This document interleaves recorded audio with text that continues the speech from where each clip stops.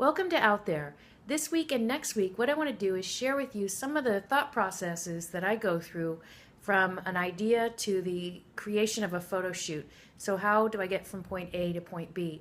So enjoy. This first collection came from the idea of supermodels, but supermodels in an alien world. So what would they look like? And here's a sketch of an idea that I had of if someone's hairline started at their crown instead of around their face, and the rest of they didn't have hair on the rest of their head, yet what came out and what grew out of their head was beautiful and colorful. That's where this idea came from. So you can see in this sketch how it comes out of the head and works its way around the face and sort of almost like it's drawn onto the face.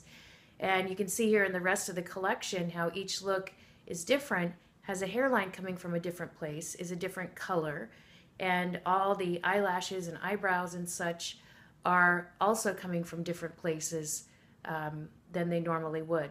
I entered NAHA, Master Stylist of the Year, with this collection, and I didn't place. And one of the judges told me it might have been because there wasn't enough hair in it, and maybe it was just too weird, because you got to admit it's pretty weird, but I'm weird, so it all works.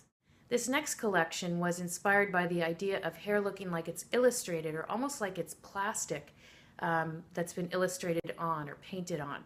You can see in this sketch where the actual shading is. That is what I wanted to create on hair, so that you couldn't really tell. Is it hair? Is it an illustration? Ooh, I don't know. So the idea was first to get the hair looking plastic or glossy. And we started with the concept of trying to use shrink wrap, which didn't work. And then I ended up using saran wrap on top of a wig piece and then coloring it in with a Sharpie. So you can see here how it looks on the model. Just a piece cut out of a wig placed on the top of her head.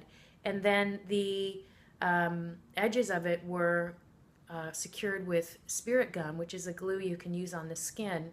And then if you look at me here while I'm working on it from the side, it looks kind of weird because it has to attach to the head somewhere, which is why the shrink wrap didn't work. And then here you see the end result look. So that is the first look in that collection. Because I wanted to enter avant-garde with these pictures, I needed 3 looks that went together yet were different enough to stand on their own.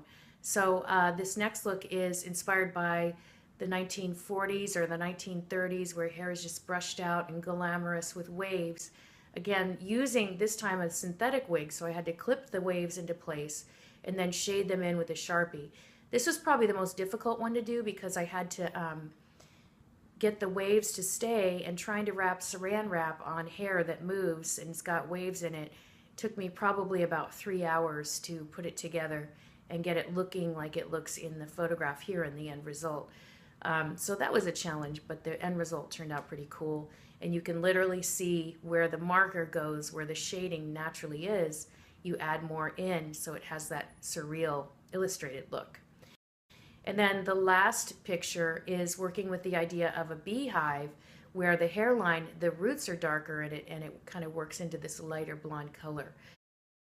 So I named the collection Plastique, and here are the final 3 looks that I chose for NAHA.